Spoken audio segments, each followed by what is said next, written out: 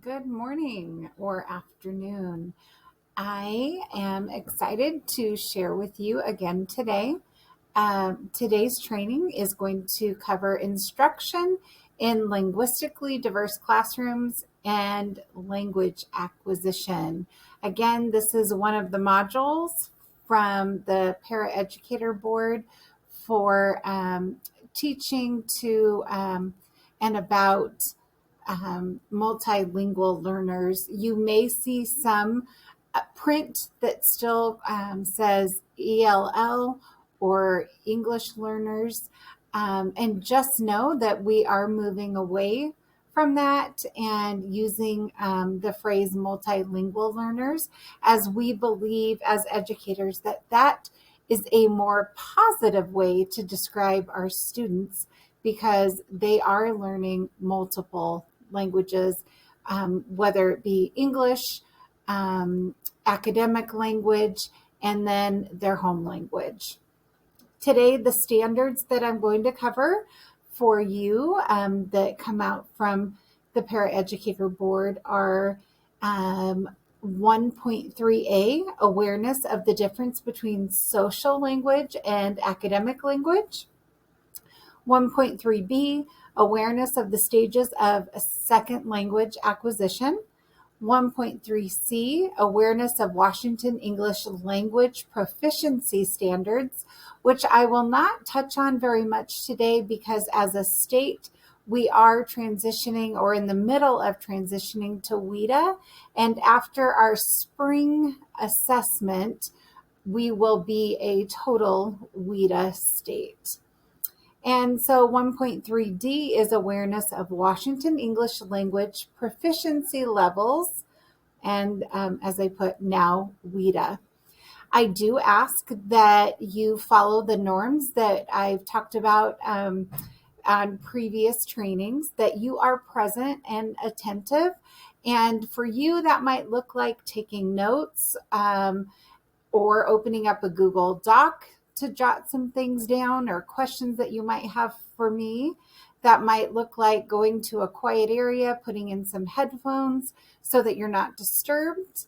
I ask that you engage in active listening, and that goes along with the first one, taking notes. Email me if you need clarification or if there's something that you don't understand. Please allow yourself some time and space to process. I know that these 2 hours that you share with me in this training are a lot of information is given during this time. And so you may just need to go back through notes or however you work to obtain information. Give yourself permission to speak from your experience when you're talking to others. Because you're the expert of what your experience is.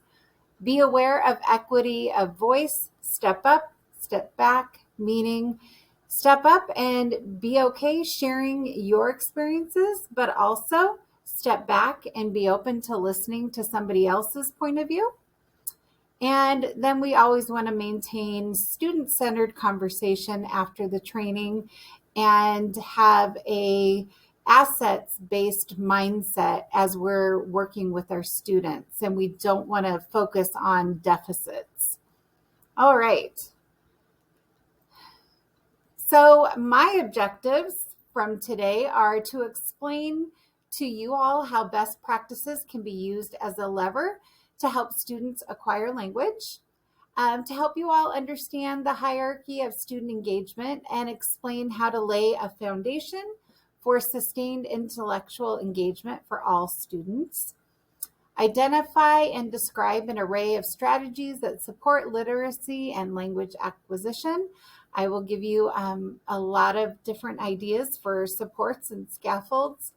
And I hope to demonstrate how to interweave content and language objectives to support your multilingual learners. My big ideas are intentionality, transparency, and structure. All right. So when we are laying the foundation for literacy and language acquisition in content areas. This is kind of like a building. So below here we have what's the most important, because your students aren't going to really start learning unless they have formed relationships and trust with you. And that needs to happen before we can get to any of the learning. And it doesn't matter what grade level you're at. Then we want to make sure that our content has rigor and it's relevant and focusing on student engagement. We want to have a culture of growth. We want to scaffold up and help our students reach that high academic achievement. And then our pillars are comprehensible input strategies for making meaning to content, comprehensible output. That means we want our students to be able to tell us or write about something. Scaffolding for reading and writing. So if our students need help in those areas, that's one of the pillars that we are going to help them with. And I will give you some ideas of supports today. And then this is the most important when you are dealing with our English learners, building background knowledge and academic vocabulary. We cannot assume our students know what we're talking about. Sometimes our multilingual learners will appear that they are understanding what you are saying. However, they might not have the context in which to understand what you are talking about. So we need to be sure that we build that background knowledge and that we find out from them what they know about the subject that you're teaching or the subject matter that you are talking about. Because if you have a student that's never experienced what you are studying, then they're going to need a little more information. They're going to need a little more vocabulary before you can move on with the lesson. All right. And this quote from James Comer: "No significant learning occurs without a significant relationship." As I said, building those relationships, getting to know who our students are, who their families are, what their likes are, dislikes, their modes of learning. Those are all so important before any attaining of knowledge can happen. And alienation is the number one cause of failure among immigrants.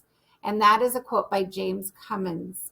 And a student who is new, who feels that they're all alone, or perhaps they don't have friends, they don't feel connected to a teacher, this can lead to doing poorly in school. This can lead to feeling like they just don't matter. And so we want to really be sure that we don't alienate our students, that we make them feel a part of our community and give them tools to do that and resources. If we need to get a hold of our family engagement coordinator, Minerva, then we should do that and put the families together with the resources that they need to feel a part of who we are here in West Valley. And here's another quote: "Students' silence and non-participation have frequently been interpreted as a lack of academic ability or effort, and teachers' interactions with students have reflected a pattern of low expectations which become self-fulfilling." So we want to make sure that we are understanding that sometimes if we have a student who is brand new to the language, there is going to be a silent period. And that does not mean our student doesn't know anything at all. They come to us with funds of knowledge, and we need to tap into those and find out what they know. And we need to have high expectations of our students.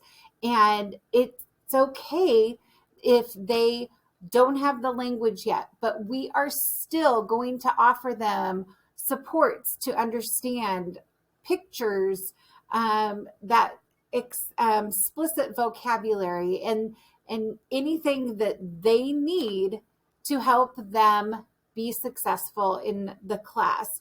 So we don't want it to become self-fulfilling, that we just think, oh, they don't know how to do it. They don't know the language. I'm not going to give them the same information as my students. It's important that we do, but then we offer extra support. Okay. So, as you work in classrooms with teachers, or perhaps what you are doing in the school that you are in is you might pull out students into small groups. But what do you do to establish positive relationships in your classroom? So I just want you to think about that. Like, what kind of things do I do? Do I welcome the students every day as they come in? Do I learn their names and how to pronounce them correctly? Do I make sure that I honor who they are and not change their name because I can't say their name? Maybe I write myself a note and phonetically write out how to say their name. I've had to do that before. I had a student who had a Hawaiian name, and he also had a nickname that a lot of people called him because they had a hard time pronouncing it. However, I wanted to learn how to say his full first name and say it correctly. So I wrote myself notes and I practiced, and he helped me. And it's okay to ask the student, okay, can you please help me pronounce your name again? Because then they know that they are important to you, and it is important to you that you say their name correctly. I have a last name of Festa, and I get Fiesta, Sesta, and I feel like somebody is honoring me when they say my name correctly. And we all want to hear our names, I believe, said correctly. All right, so here's some ways after you've written down how you form relationships. These are just a couple of things I think I already mentioned: positive greetings, building relationships.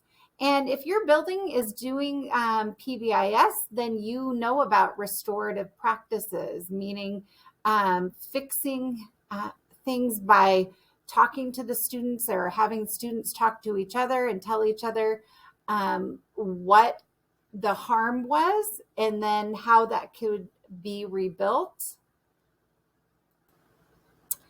Okay, and now we have a little YouTube video, and this video just shows how important it is that you build those relationships and make those connections with students.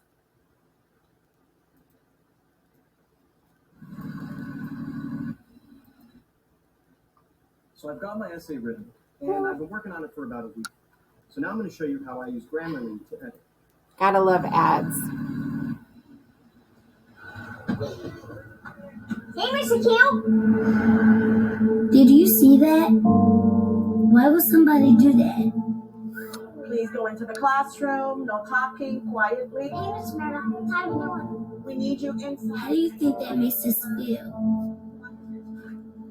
I forgot my number. What's your name? Jordan? What's your last name? Carter? Go ahead. School is hard enough. Come on in. Sit down quietly at your desk and begin writing. This kind of stuff just makes it harder. I said quietly, please. Who's talking? Is it you, Sophie? Don't let it be you. Don't believe me? Sophie. Please just watch. I'm not up here for me. I'm up here for you. Pay attention. Okay? Now somebody answer me. Somebody needs to answer me really fast. Every time we're ignored or yelled at or silenced, the teacher takes away what's possible. No horseplay, no running, and especially no talking moment by moment. Listen, your students' behavior yesterday in the lunchroom, it was terrible. Next time, silent lunch. Did you hear that? Stay in line and catch a bubble. I'm not playing. If this is education, we're in trouble. Bye, Miss McGarity.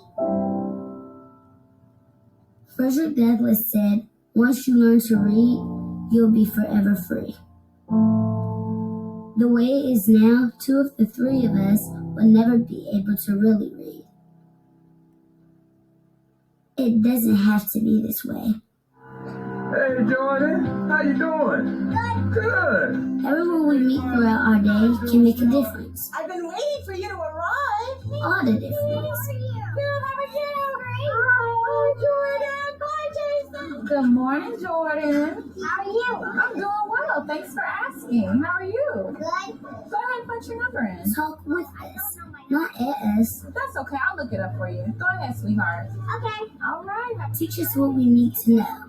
That's how we get smarter. Well, good morning, Sophie, Janicia, and Jordan. And when you talk with us and teach us, give us bigger and bigger words. Now what I'd like you to do, children, is turn around and converse with your neighbor and discuss where the mother might have gone. Words that we can use to read and understand. She's great for eagles, so she comes at night. And that will take us places we can never reach without it. Remember, we're entering the learning zone. Now, how can we show our respect to the children and teachers who are working? We can walk quietly.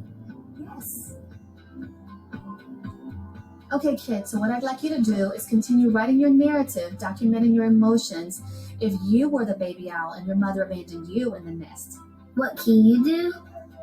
Learn all that you can so that you can challenge us to be our best. You would have stayed and assisted them in whatever they needed. Share yourself with us and show us how to share ourselves with others.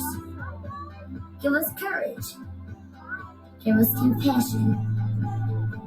Help us find our own voices so we can become who we are meant to be. Why would you want to silence us? I love that video. I believe this is like the 3rd time I have watched it. Whoops, hold on. And I must say that I get teary every time I watch it. So now you guys know I'm a softie. But it just, to me, when the students have to be quiet and they're just always in trouble for something, that just kills what's inside of them, that little spirit. And then when we are positive and we acknowledge them and we give them wings to grow, like, amazing things can happen. And I've seen amazing things happen. So I'm not saying that this kind of stuff happens in our buildings, but I'm not going to say it doesn't happen some places.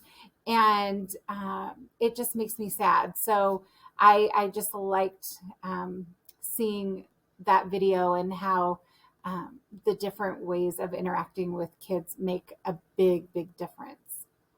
Okay. Moving right along. All right. We want to be sure that we have rigor and relevance in the classroom. Paul Berman, ESL program, suffer from watered down content and low expectations. And Stephen Krashen says language is not learned, it is acquired. And we need comprehensible input. When we are working with our multilingual learners, we need to be sure that we have content that is at a level of academic rigor that their native English speaking peers are working on, but we're offering scaffolds, and then we can take away scaffolds as they learn the content, but we don't want to water things down. We don't want to scaffold down for our students. We want to be sure that we are giving them those supports. And we would never want to throw a student in the deep end and say swim and not give them a tool to swim or show them how to swim, or give them floaties if they need it. We want to do that. So that's just important when we're working with students to know that we might have to offer those additional supports, but we want to keep it rigorous, and we want them to be learning that academic content that their peers are learning. All right. This is a study that talks about how long it may take to learn a new language. And so in this study, hold on. Okay. In this Collier study, in the red right here, this is two-way dual language immersion, meaning these students had some teaching in their native language as well as English and academic language. And those students saw more growth over this time. And one way, meaning that's focused just on English, but they're maybe not incorporating some of the students' home language. They did show growth, but not as much. And I always say, if you're working with a student and you need to have support in their home language, that's really important. Let's see. Then we have students here that are early exit in the bilingual education. Whoops. And content English as a second language, they kind of just flatten out. And then we have traditional content-based ESL, some ESL pullout. When they are pulled out of class, we see some dips in learning that academic English when language and content are not taught simultaneously and explicitly. So then, of course, no services. We see that students, they might do okay, but it really shows that we're doing a disservice if we don't give our students any services. So the most important one is to have content and language together in the classroom.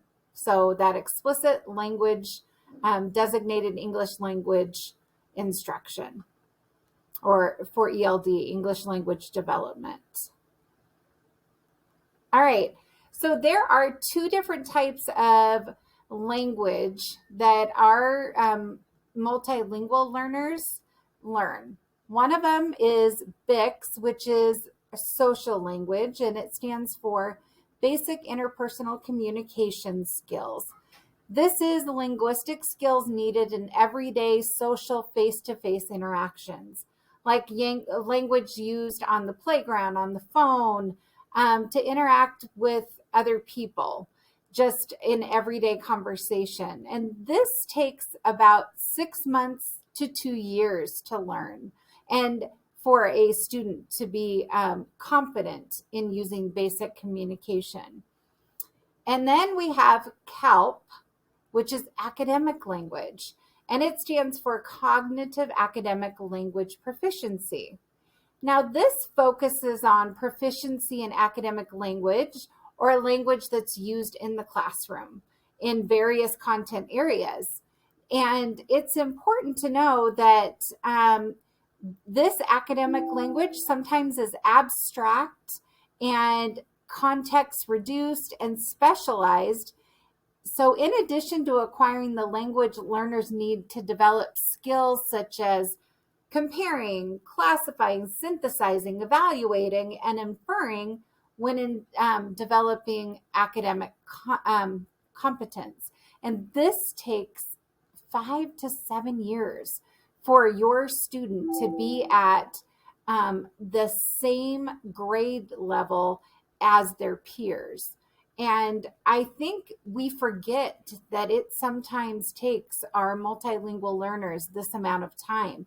Yes, they might be becoming proficient in between that time or before that time, but truly to be at the same level as native English speakers, it does take 5 to 7 years. And that's why ELD instruction is so important, and making sure that we are supporting our students within the content. If we were constantly pulling a student out and having them in an all-day pull-out situation where they were only surrounded by other English learners, yes, they may get some upward development that way in English, but it's beneficial for them to hear their peers speaking and their teachers speaking and having access to content within their classroom. Okay, and I'm going to show you a video. Two very well-known terms in pedagogy with your English language learners: BICS, count. BICS is your basic interpersonal communication skills, and we call that the playground language, the social language. That's the hi, how are you? I'm fine, how are you? The academic language is called the CALP, cognitive academic language proficiency. Now, as students acquire language, they first go through the BICS stage. The hi, how are you? I'm fine. What's your name? My name is Mary. Nice to meet you, Mary. You too. And they pick that up within a year or two. Really, some students pick it up a lot faster. Some kids have some prior English and go through that stage very quickly. The CALP takes basically 5 to 7 years, and depending on the student, sometimes longer, sometimes less. And that's the content language that helps them to be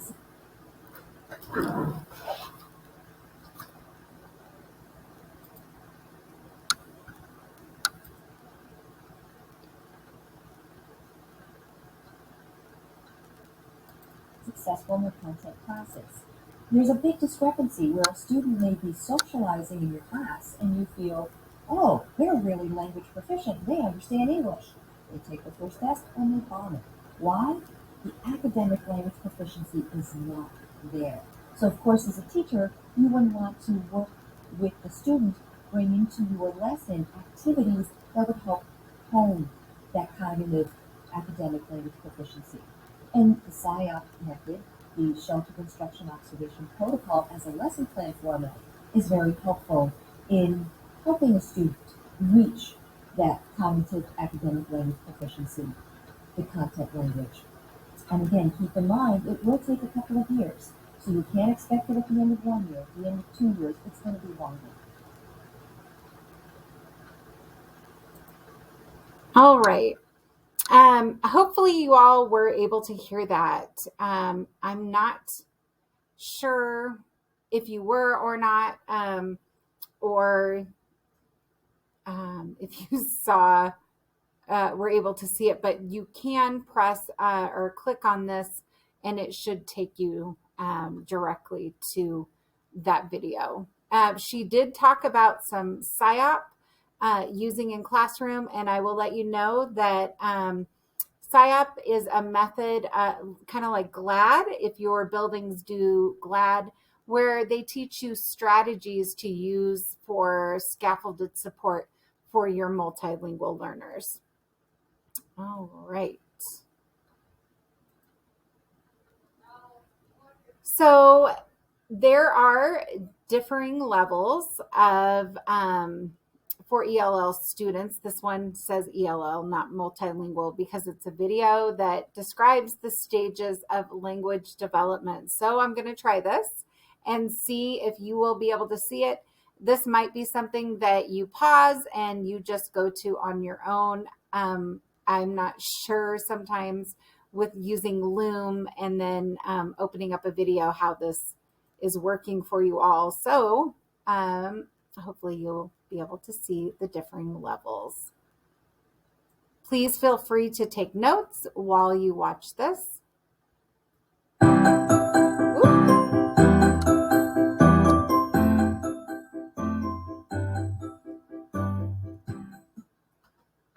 I'm Beth Boucher from Inspiring Young Learners. You might have 5 new ELL students in your classroom this year, and all 5 of those students could be at varying levels of English. So how could you possibly give the support necessary to help each student succeed? It's important to begin with the basics and first be able to know the different levels of ELLs and some quick tips for how to differentiate for all the levels. Today we are going to talk about exactly those things so that by the end of the video you can identify the 5 different levels, have a good understanding of basic speaking abilities at each level, and some quick. So I've got my essay written, and I've been working on it for about a week. So now I'm going to show you how I use Grammarly to edit. Hold Okay, on. so here's my essay, and I'm going to We're click. going to skip ads, and then it's loud. Entering level. There we go. These students are going to be the easiest to identify because they have very little to no English abilities. They are most likely new to the country or to an English-speaking school. Entering students need to begin with basic vocabulary and survival skills. It's also vital to have appropriate materials for these students to begin to learn English and to not feel too overwhelmed at the end of each day. Now, it's possible for the students to be going through a silent period. And these students, it could last for a couple weeks, it could last for a couple months. Now, in my experience, I've come to learn that the silent period definitely can be shortened when you find engaging and exciting materials that are at the level of your newcomers. Some quick tips for working with newcomers is to use pictures as much as you can. If you can have pictures that show the school schedule or the routine, that will help them adjust to the environment quicker. Giving them pictures of vocabulary about items in the classroom, school supplies, giving them survival phrases that they can learn when they're out in other classes or during recess, such as help or to know what their teacher's name is, what grade they're in. Those types of things will help them adjust quicker to the school environment. Another area that you can help them in is just giving them basic grammar skills and giving them appropriate materials. A lot of the things that you might be doing in a 3rd grade homeroom class for a newcomer is going to be very advanced and very hard to differentiate.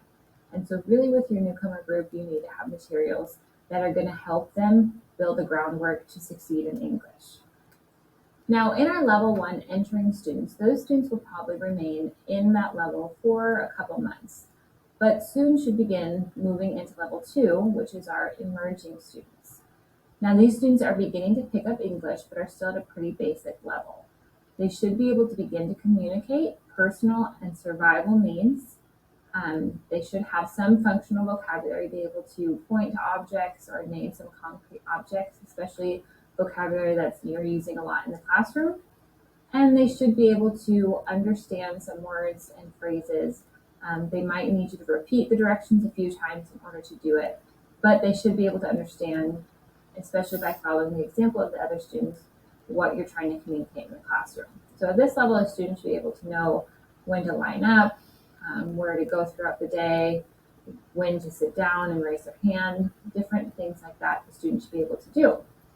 In the emerging phase, students will probably last maybe from a year to 2 years, but they really should begin to show that they're picking up English and be able to, at least at the basic level, understand, if not begin using phrases.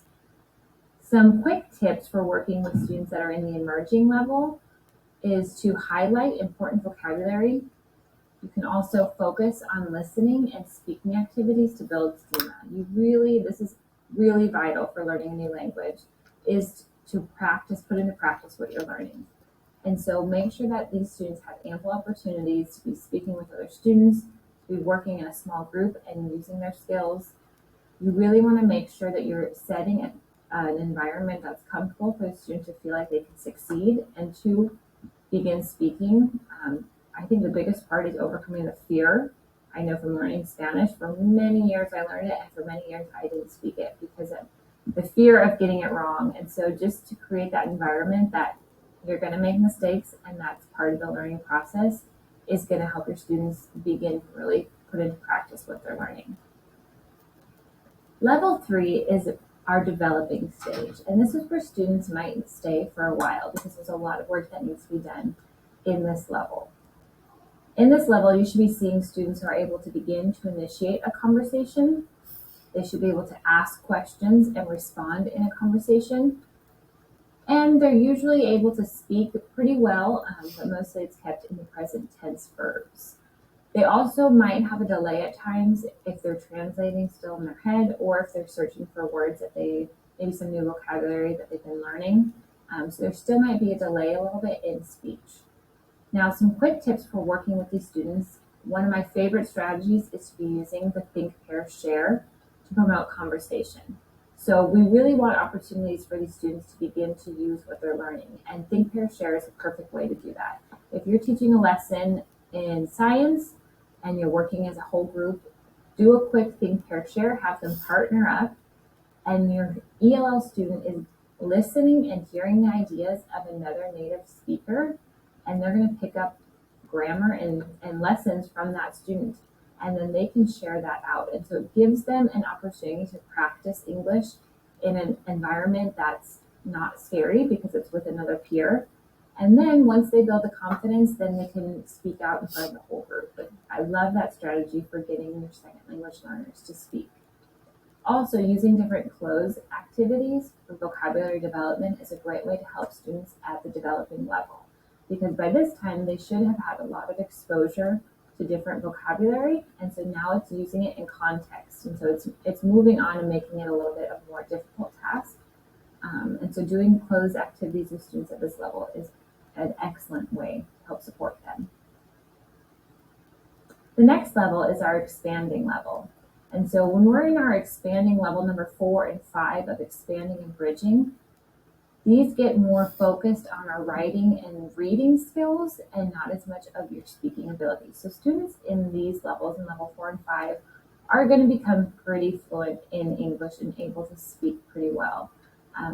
Students in level 4 usually have a lot of confidence now in social situations. They feel comfortable with their peers. They're going to start using some more complex sentences, so they've moved on from phrases and simple sentences. They're going to use more complex grammar, not just speaking in the present tense. They're going to understand the majority of classroom discussions. They might at times need some clarification or some repetition, but they have a good ability to add to class discussions, to speak with peers in an academic setting.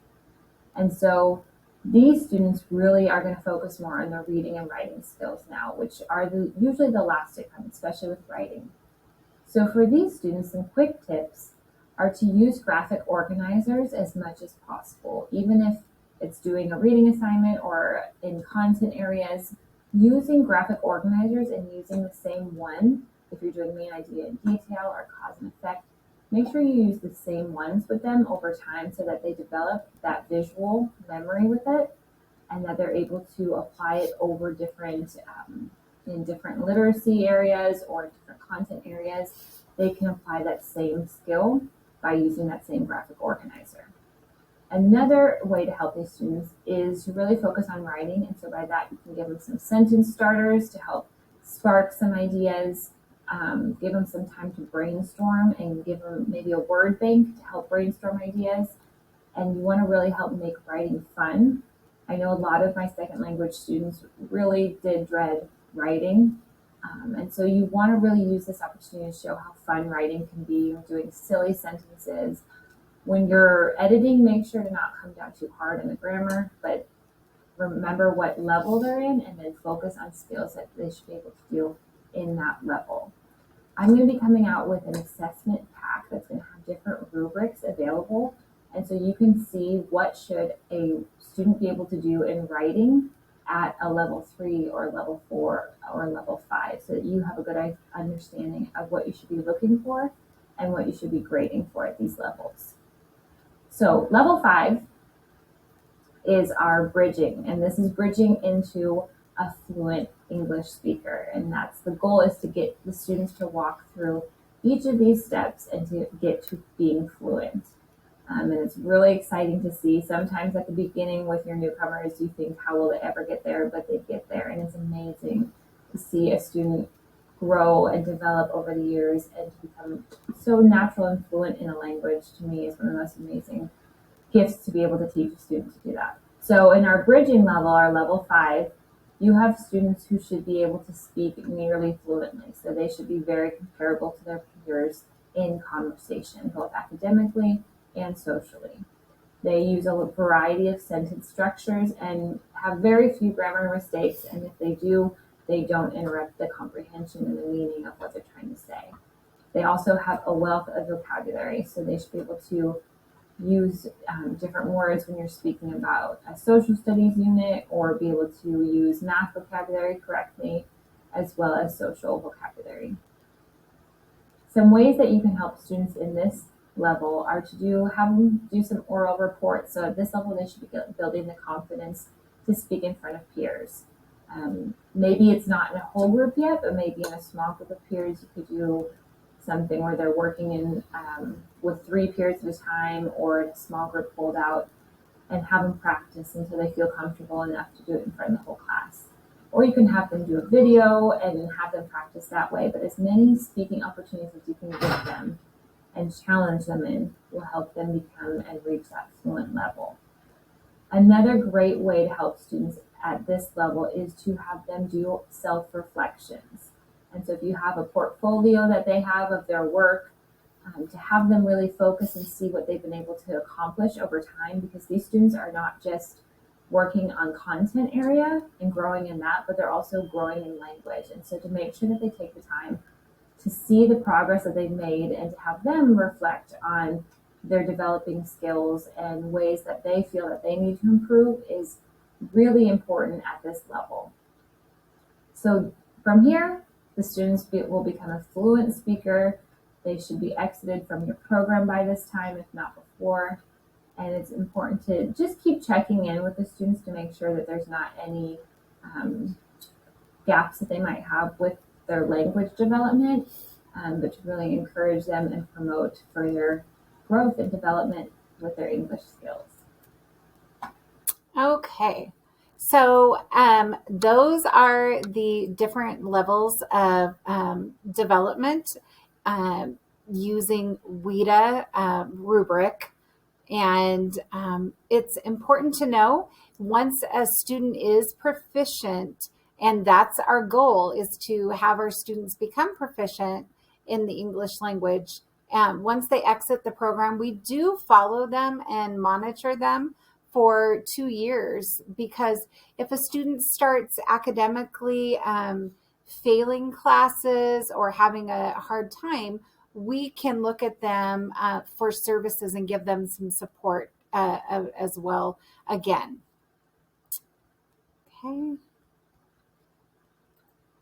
And I just included this document. So if at this time you want to pause the video and go through and just look at the WIDA guiding principles for language development, it just goes through the updated version of the WIDA can-do philosophy, and talks about our multilingual learners being valuable to our schools and what they bring to the classroom and what their family brings as well. And so I would, if I were you, pause, take a moment, read through these, as I am not going to read through all of them for you. But I think it would be a good document for you to look at. And I am going to just show you, WIDA has standards just like ELPA did, which is our old that we're transitioning out of, English language proficiency standards. So WIDAs are very long, but I did include the framework, and you can look at it as well. Well, here's the framework, and then if you want to go more into their standards and the proficiency level descriptors for each grade level, you certainly could. It's right here, WIDA ELD Standards Framework website. But this is just kind of a mapping of the standards according to WIDA. So they have social emotional, which is standard 1, language for language arts, which is standard 2, language for math, standard 3, language for science, standard 4, and language for social studies is under standard 5. And then there are key language uses that WIDA Consortium identifies, and that is using language to argue or make your point, to narrate, to inform, or to explain. I'm not going to go into all of the standards. Again, as I said, if you want more detail, just like this, for your grade level that you might be working with, you can click here and it will take you to the website and you may look at those documents. Okay. All right.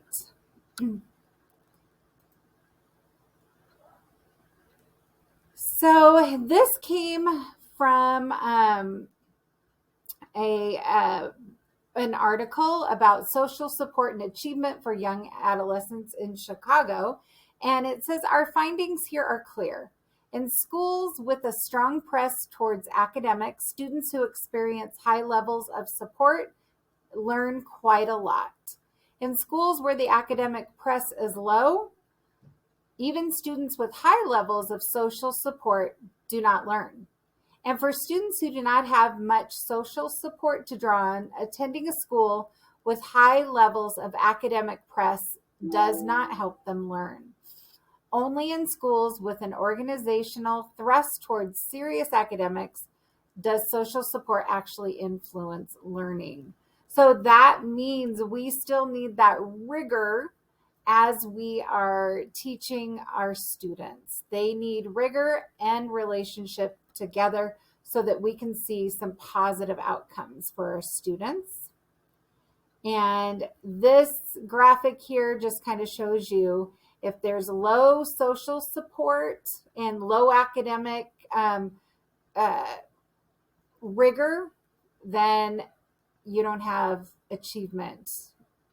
The study has shown medium, you're going to see mediocrity and little growth.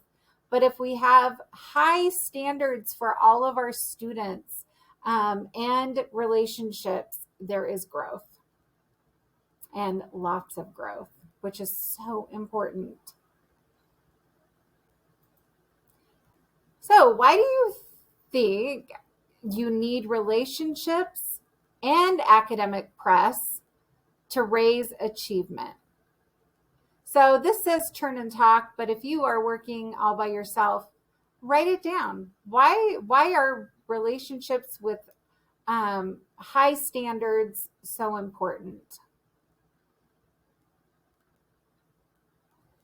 So you can pause. All right. With student engagement, if you ever have heard of Maslow, he talks about the levels of engagement for students. So we have emotional, behavioral, cultural engagement, social, and intellectual.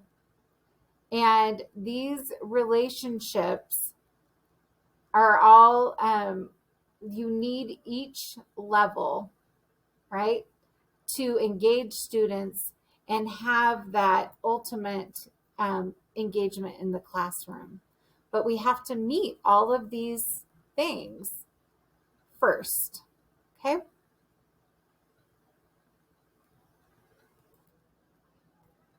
All right.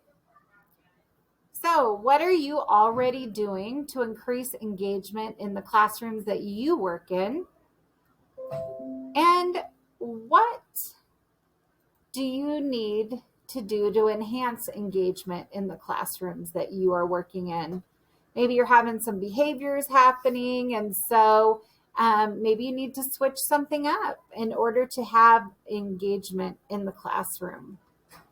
Maybe one of these is missing, right? Maybe the behavioral engagement is missing. So you're not getting to the intellectual engagement. So think about what you need to enhance engagement in your classroom. Or maybe you have a lot of engagement and students are really understanding the academics in your room, and you have formed those relationships. So what did you do to get there? So if you will just jot that down or put it on your Google Doc. All right. And in order to foster a culture of growth in your schools, we want to be sure that we are formatively assessing students and progress monitoring. If you are a TBIP para, you know how important it is to progress monitor students and look at their level of engagement and achievement. And to formatively assess a student, that can be checking in for their understanding. It can be having them retell you something, answer just by speaking. It does not have to be a test. We should be looking at our students every day and assessing if they're understanding the content. And then if not, how can we shift and give support so they can access the content? Students should be self-assessing, and I know how important it is to show them how to do that. So as an educator, after I teach a lesson, I like to go through and assess myself. And I might show students how I do that and think aloud and say, okay, today we did this. When I checked for understanding, this many students understood.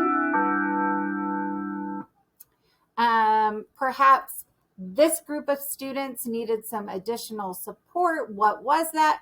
Could I have incorporated that more into my lesson? So those kind of things. Metacognition, meaning what do we know about our learning and being self-aware. And then developing habits of mind, our students becoming critical thinkers on their own. And we might have to model those things for our students. It might not be automatic for them to think about their thinking, and think about their learning. They may have to be shown how to sit and do that. All right. So the affective filter, you've probably heard this term before. And like if you've done the, oh gosh, I can't remember the ACEs training, right? In the ACEs training, they talk about the affective filter. So adolescents and young adults are social learners. And when children hit puberty, they move towards social learning, right? If you've taught in the middle level, you know that students really, they like to talk and be around others. And now, they text each other. They don't so much email each other, but they're constantly in contact with friends, right? Then we have brain pruning and exuberance, and making connections and building background knowledge. Our students will tune out if their affective filter becomes too overwhelmed. So if they have too much going on, or they're not understanding and they cannot connect with what you're teaching them, they'll sometimes tune us out because their affective filter is like overloaded. So we have to be sure that we are checking in and making sure that, yes, although they like to be social, that they're also understanding the content and that we are having things or lessons in our classroom that are relevant so that our students can make connections. And we want to build the background knowledge so that that affective filter goes down and they don't feel like it's too overwhelming for them. Sometimes my affective filter is very overloaded and I need to step back and make myself really concentrate on what is most important first in order to then go to the next level and so on.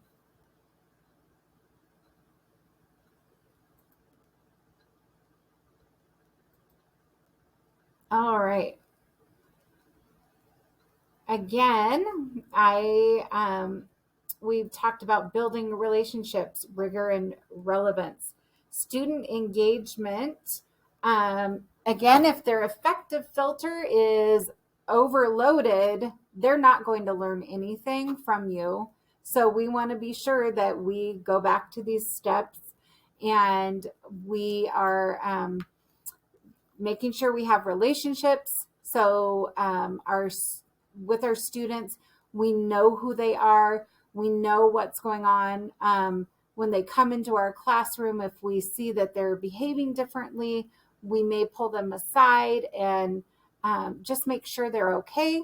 Because in order for learning to happen, that affective filter needs to be just at a neutral area so that the brain can then take in the knowledge. And as I said, at the middle level, sometimes they're just too wrapped up in everything that's going on in their lives, and we have to help them prioritize school, right? By coming up with strategy for making meaning, giving comprehensible or asking for comprehensible output in language, or sometimes telling you rather than writing it out if they're at a level that they cannot write a whole paragraph for you, but maybe they can tell you about something. Scaffolding for reading and writing, because as in the video that I showed you from WIDA, the reading or the writing actually and reading, those come after the speaking and listening. Okay. So here are some ways to utilize comprehensible input, some different strategies: frequent turn and talks, pictures, realia, videos, demos, total physical response. You have them, you say, okay, when I say this word, put your hands up. When I say this, turn to your neighbor and repeat the phrase. So just they're responding with their body, or you have a movement for a certain word, like comprehension, and they point to their head, whatever it may be. That total physical response really does help our students, or a little song that goes with a concept that you're learning. Graphic organizers, again, a pictorial on the iPad, using your Chromebooks, pulling up pictures for them, short videos. Okay. English learners do not reliably develop ease and accuracy in using language required for academic tasks through passive listening or unstructured interactions. And this Susanna Dutro is the one that said that. So she is saying that if they just sit there all day by themselves and don't interact and don't have those scaffolds for learning, they're not going to learn. So we need to be sure that we are intentional with our students. All right. And when we're being intentional, We want to fill their buckets with lots of information and lots of words. And we're going to talk now about tier 1, 2, and 3 words. Tier 1 words are words that our students use just on a daily basis in basic communication. Tier 2 are words that are used in content. And in tier 2 words, there are a lot of, if your student is a native Spanish speaker, there are a lot of Spanish cognate, English to Spanish cognate or Spanish to English cognates that will help your students learn that vocabulary if their home language is of Spanish origin. And then we have tier 3 words, and these are words that are specific to an academic content, like, for instance, biology, and you talk about mitosis or meiosis. Those words are tier 3, and those are explicitly taught within that content area. All right. So this is an example of a list of Spanish or English to Spanish cognates, like in English, banana, in Spanish, banana, banjo, cafeteria.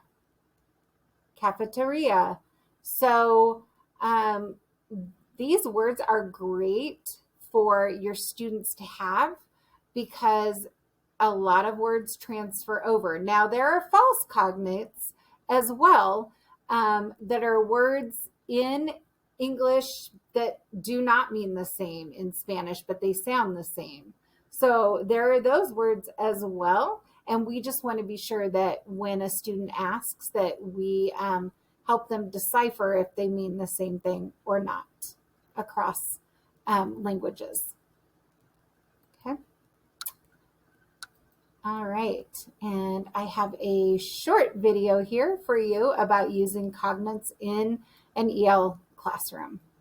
Cognates can be an effective tool for English language learners, especially if you have a lot of students who speak just one language.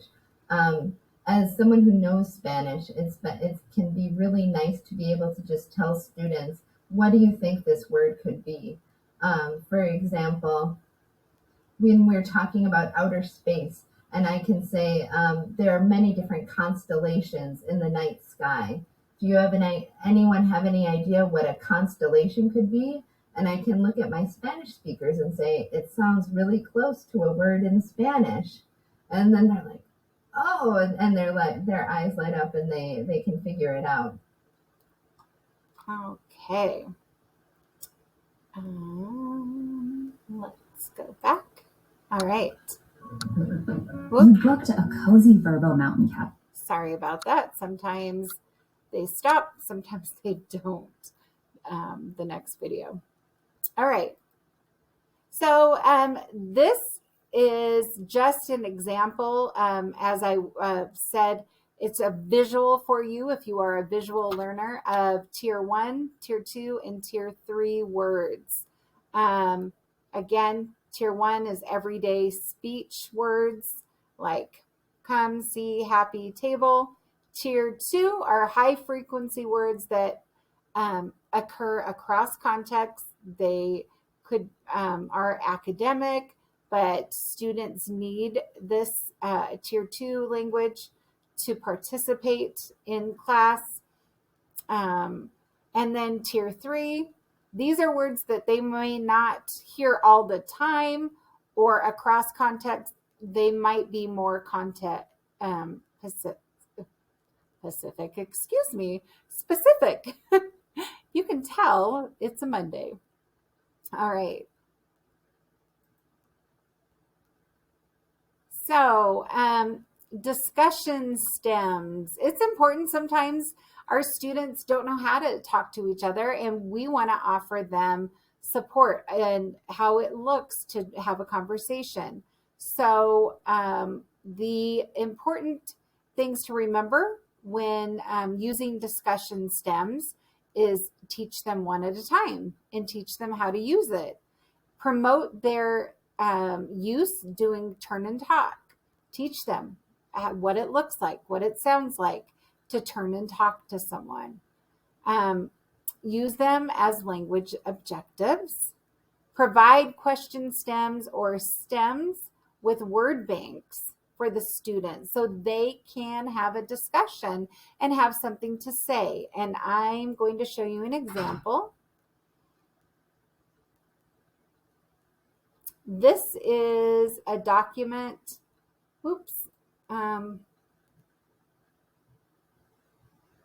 that we used for the Declaration of Independence, and we wanted to make content accessible. I worked with a social studies teacher and came up with this using the Declaration of Independence. And for our level 1s and 2s, they needed sentence stems, but I gave them word banks so that they could choose the correct words to go in the blanks using the declaration that we gave them, which was a Declaration Made Easy document. So the language was easier to understand. Again, this is an example of giving them a word bank so they could fill in the blanks and then have something to discuss. And then down here, as you're getting to your 3s and 4s, maybe level 5s, they should be able to fill in the sentence stems without having a word bank, but just using a document to fill it in, whether it be an article or, again, in this case, the Declaration of Independence. Okay.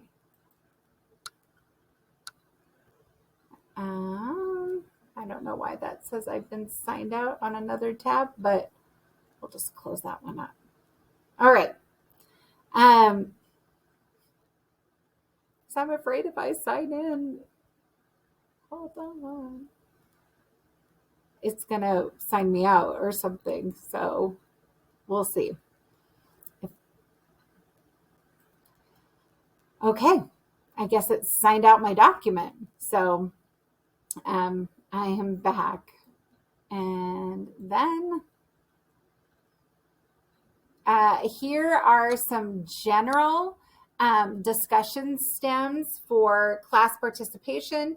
So if your student needs these stems, I would make copies, give these to them so that they can have a discussion with somebody. I believe, in my opinion, and it gives different headings of if they're expressing an opinion, if they're predicting, if they're asking for clarification. So again, we're just giving added supports to our students.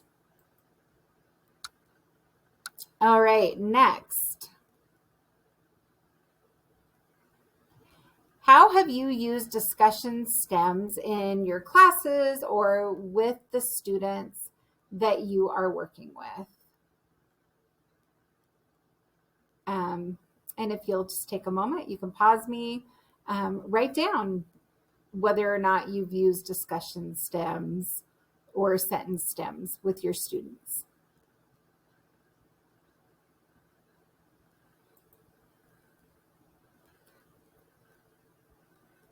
All right, so again, when we are working with our students, we want to use different grouping strategies with them, meaning we might want heterogeneous groupings where we have students who are all different levels of learners working together, but there are times we might want homogeneous where they're all the same level. I would caution always having students the same level together because it is beneficial when we kind of mix it up at times so students can hear from their peers at varying levels and also help each other, right? The other thing you can do is a 10-2, turn and talk, a chunk and chew, give them something to talk about with each other. I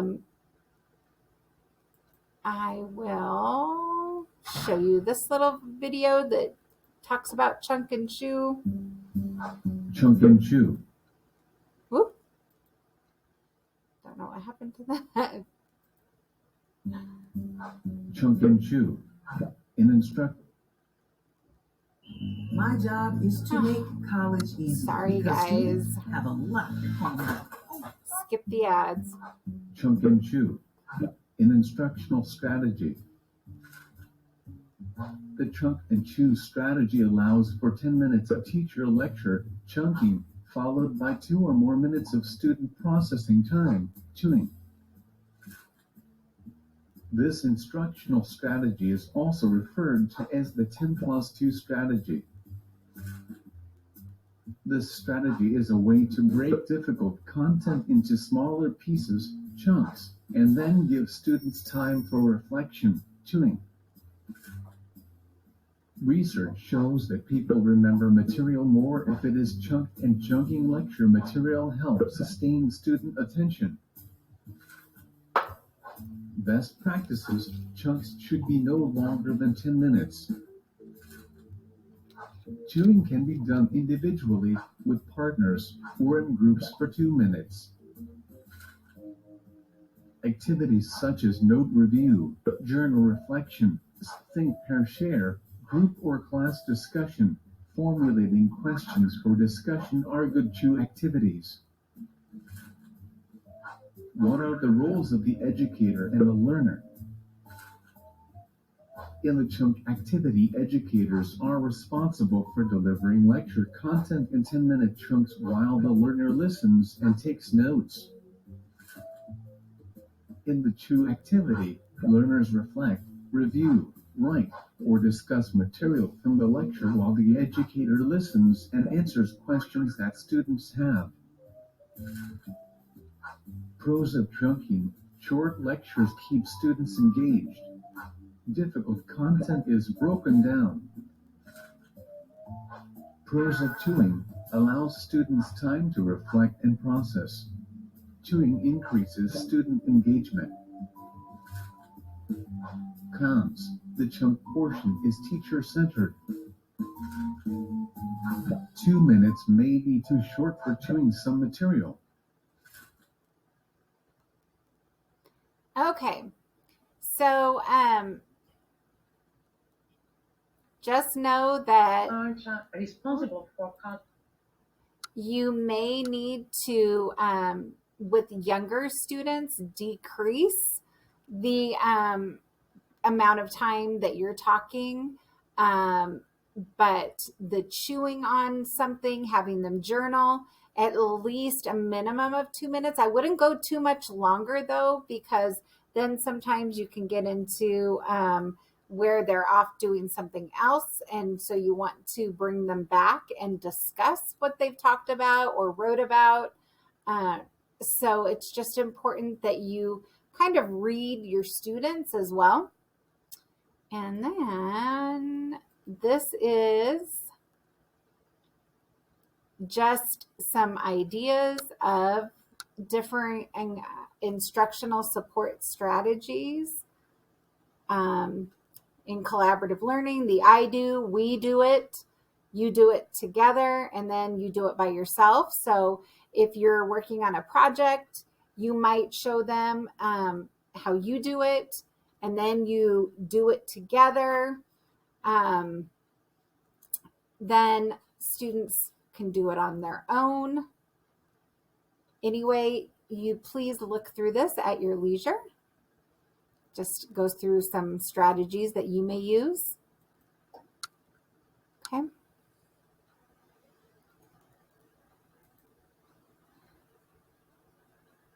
All right, so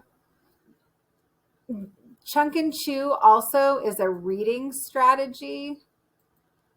And within the reading strategy, when you chunk things, you make them in smaller sections for students. And this just tells you how to do that. So you would have students, maybe you tell them, okay, number off 1 to 4. Ones, you're doing paragraph 1. Twos, you're doing paragraph 2. Threes, you're doing 3. Fours, you're doing 4s, or paragraph 4. And then you might have them go through, circle words that are unfamiliar.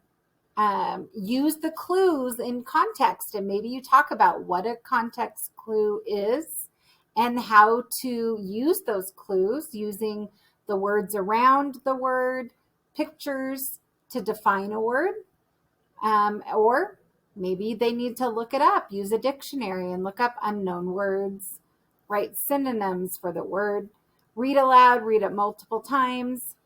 But this is another great strategy to use with students, especially students that have a really hard time reading long passages. You might chunk it and have them read just certain sections. Okay. All right.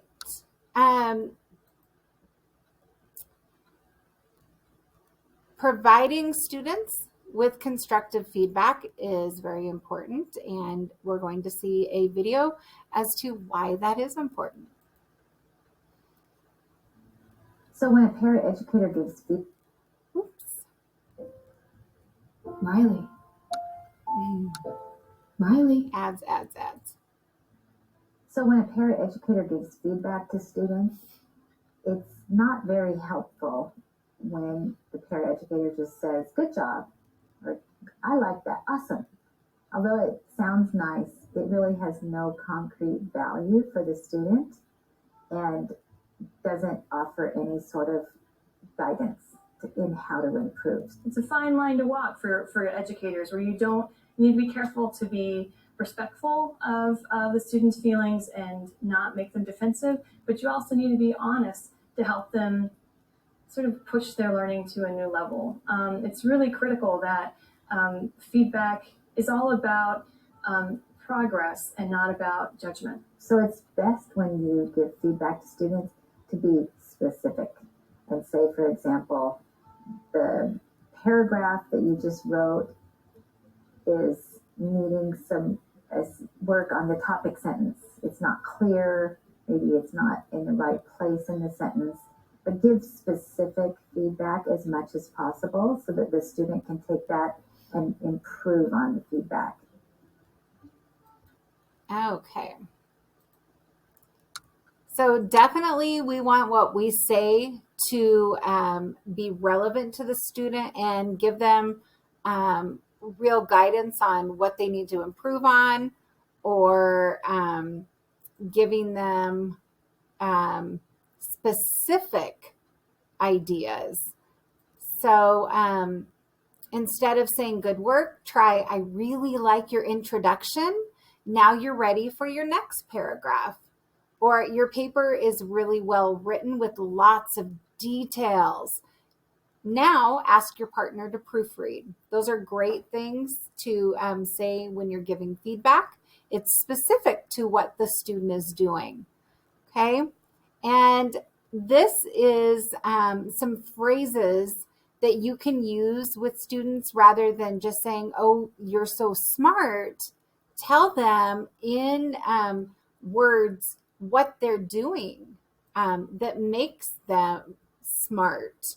Like, you tried really hard on that, or you never gave up even when it was hard, or you've really improved on X, Y, and Z.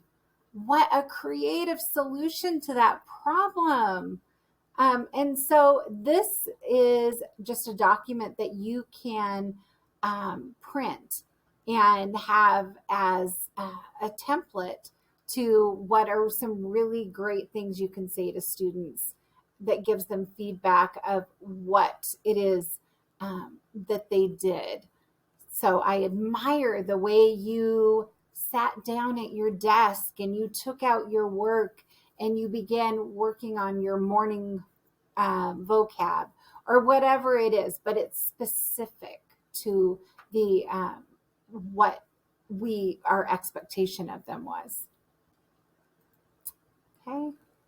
And then we're modeling language for them, and they can use that language with their peers. You will hear when you give your students feedback, and then if it's time for them to work together, those words they will use, and that positive talk will be happening within your classrooms. All right.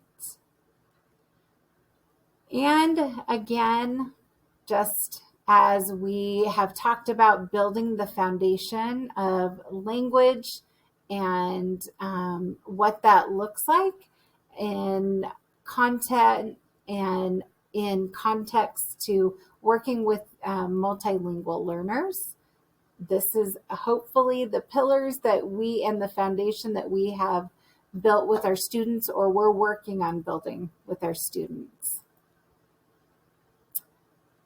All right, so these are some strategies for academic learning. Again, sentence patterning charts. You can use Wordle, which is an app that you can use, and you put in different words that are similar, and then it prints like a picture. So you can do it with names and then describe the person, or you can do it with a word with synonyms of the word or antonyms. Academic word lists are great for students. Synonyms, antonyms, cognates, word families, semantic groups. So students need the chance to do what is asked of them. All tasks should respect each learner. Every student should be required to think at a high level and should find his or her work interesting and powerful. And they need to feel that success. When working with multilingual students, it's important that you focus on increasing comprehensibility, interaction, their thinking skills, and students' experience of the classroom as a welcoming place where they can succeed. So they don't want to feel like, oh, I don't know this, or with negative self-talk. We want them to feel like they have some successes. And in differentiated instruction, we have the content, the process, and the product.